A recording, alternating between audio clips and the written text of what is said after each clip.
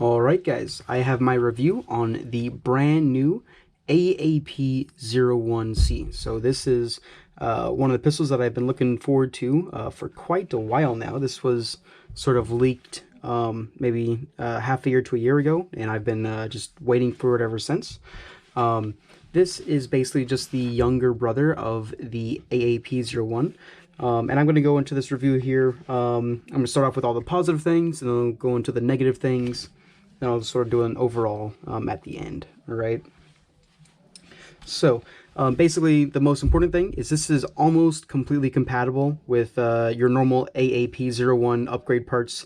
So almost everything will be compatible. I will go into the parts that are not compatible. It's really only a small amount, but besides that small amount, everything that's at least important is going to be compatible for upgrades on this gun.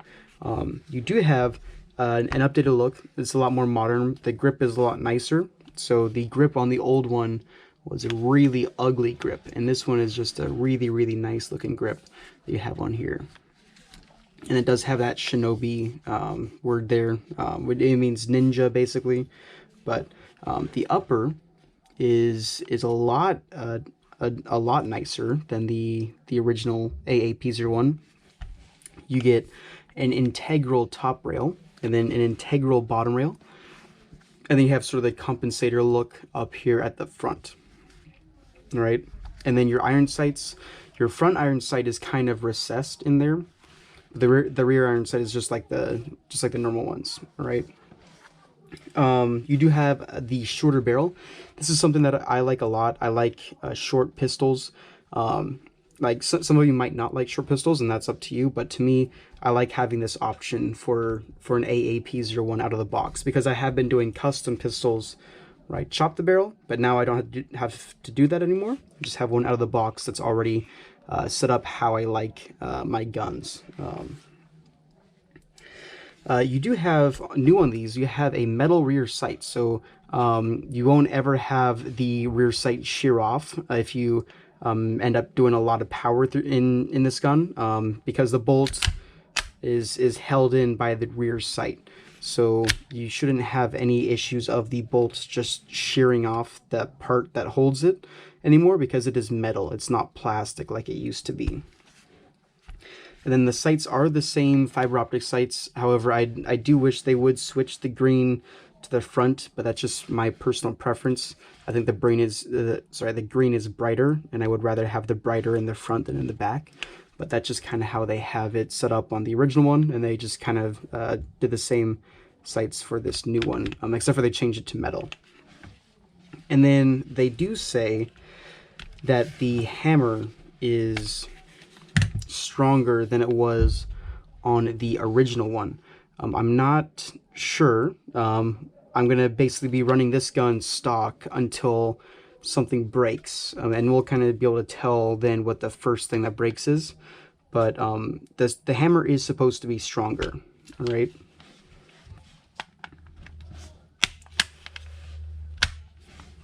And that's honestly most of like my positive stuff, except for the standard positive things that I have about the AAP-01 platform. You know, there's almost no recoil. It's a very upgradable platform, and it's just a nice gun in general. The thing that's probably the biggest deal for me is the bolt is different. So the bolt, that is going to be the part that's not compatible with a standard AAP-01. Now you can replace the bolt with a standard AAP-01 bolt. That's fine, but like doing your selector switch modifications, you cannot do anymore, because it's an integral bolt on here. Why they did this, I'm not sure exactly why, because if it ain't broke, don't fix it. But they did completely change it. So as you can see inside there, it's way different. And you can select it here. But the caveat is you still can only change the fire mode when the bolt is back. So when the bolt is closed, it is impossible to change that fire mode. It will not do it. You have to have it locked back before you can switch the fire mode over to full auto. All right, so I don't know what they were thinking of improving there, because it's got the same functionality as it used to have. It just is a different design, and you cannot put the hole through the back anymore, where you can have like a knob on the back to change it, because they don't have that center hole anymore. And then it is, again, just way different in there. It's like it's got a gear system in there, so there's some gears that turn when you change the fire mode.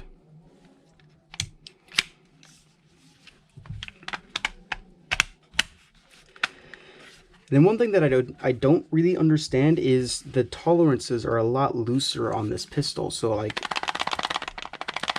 you can hear all of that shaking around. That was not on the first version of this pistol. Like, it is very, very, very rattly. I don't know what happened, but especially the bolt. The bolt moves a lot in there. And then same thing with the magazine. The magazine wiggles back and forth a lot. It's probably hard to see on camera, but you can just take my word for it.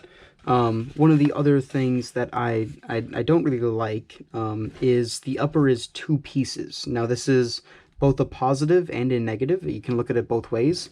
This is still compatible with all of your aftermarket outer barrels and stuff like that. So you can make it even shorter with the receiver connector, or you can make it longer with different outer barrels. But I would have preferred it to be one solid piece. I think it would have looked a lot nicer being one piece. And you can see that it doesn't quite line up, which definitely bugs me a lot. I don't like how it doesn't line up, especially at the top. It doesn't line up. I don't know if you'll be able to see it. And then same thing with at the bottom. It doesn't line up perfectly either. But that's just how it's going to be with plastic. You can't get it to be perfect. But I would have wished this would have been one solid piece on here. And then I also, this is the AAP-01c. It's the compact AAP, but yet they have a full-size grip on it still. I wish they did like a Glock 19 length grip. That would have been cool. Or if they did even like a Glock 26 would be kind of pushing it. That's like really short, but like a Glock 19, like maybe like it's about there or something like that. That would have been nice to have like a compact grip. But they didn't do it. They went with the full size, which, you know, you do get more ammo, which is a nice thing. But I would have wished just to change things up there. And then I will now go into the part where I'm going to disassemble a little bit to show you some of the other issues that I have. All right, so we don't need the lower anymore for any of this disassembly.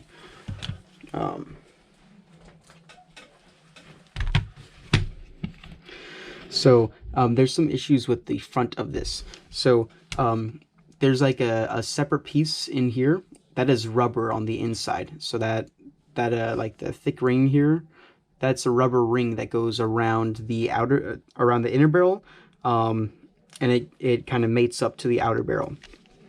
If you look through, you might be able to tell that it doesn't line up perfectly well inside of there, and that is because the sight screw is way too long. The sight screw is pushing it, and it's not allowing it to fully seat all the way inside of the gun. And I don't know why this is like this, because it is, I'm very meticulous, and that's something that I would care about. But like if I were to remove this screw here, you would be able to make it all line up in there.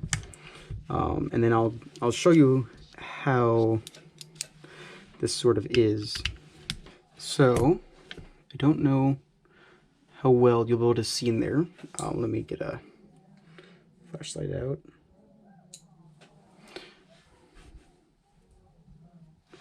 Maybe, I don't know.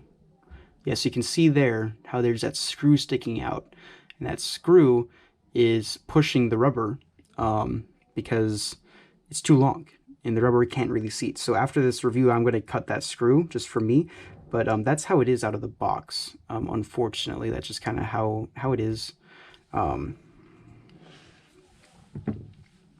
then if I go ahead and remove the rubber, just to show you kind of how the rubber is, you can do these two screws here will undo the rubber. And kind of push it out. All right, sorry, I got a little bit sidetracked. I had to go do something real quick, but this piece is rubber. I don't know why they had to do multiple pieces here. I wish they did just one piece, but this is kind of how they chose to do it. Now, if you get the thread adapter is a replacement for this piece. So this piece is what you will get rid of and replace, and the thread adapter is metal. So that might be something you want to do if you want to have a better option for this. But again, you just kind of shove it in there, and it just gets it gets stuck on that last screw. I don't know if you can see it, but it won't go in all the way because of that screws there, which is definitely unfortunate, but that's just the way that things are on this. I assume that the intent behind this rubber is to have like a barrel stabilizer. I just wish they did it a different way, but this is how they chose to do it, unfortunately. I'm going to put this back together real quick. All right, so the next thing I'm going to go ahead and take apart for you real quick is the bolts, the part that's different, so you can see what's different and why it makes no sense that they would change it. And again, this is a metal sight. I did scratch it inside just to check it, and it is metal.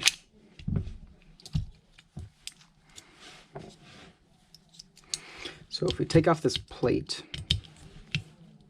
oh sorry, I should probably show you what the plate looks like first. But yeah, there's like a plate in there covering up where that fire selector interface is.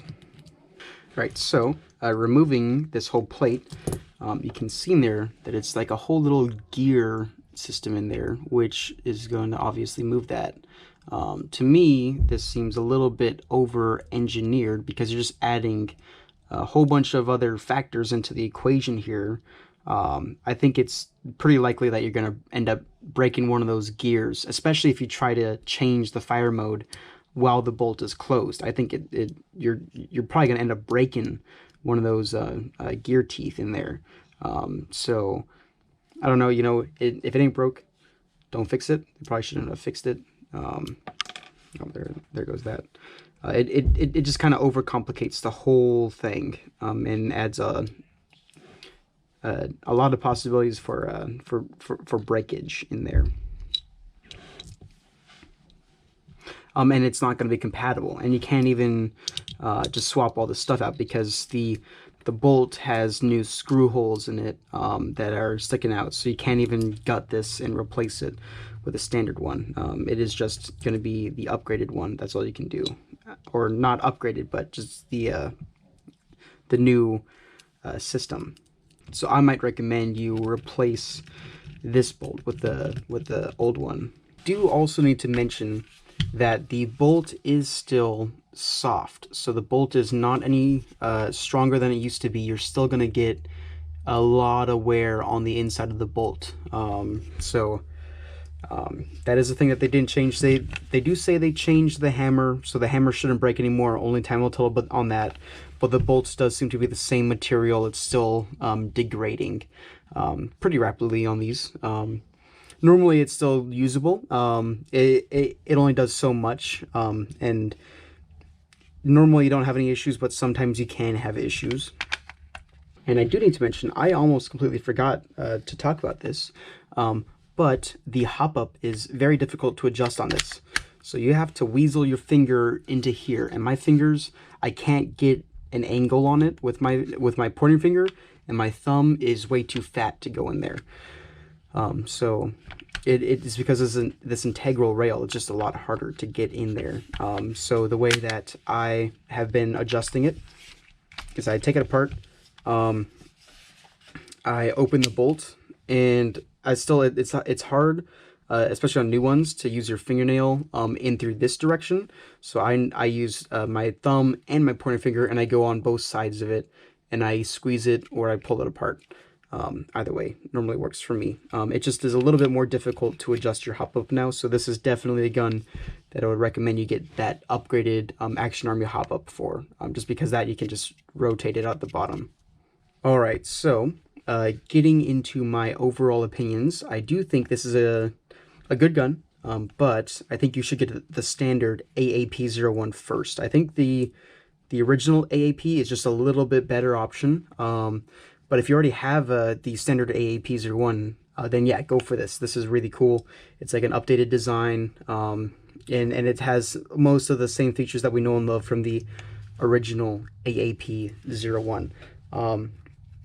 And this is a good value. I know right now you can only get these overseas. The overseas price is like $1 difference between this one and the original one. And I know the American version is going to be about the same. They're going to be very similar prices.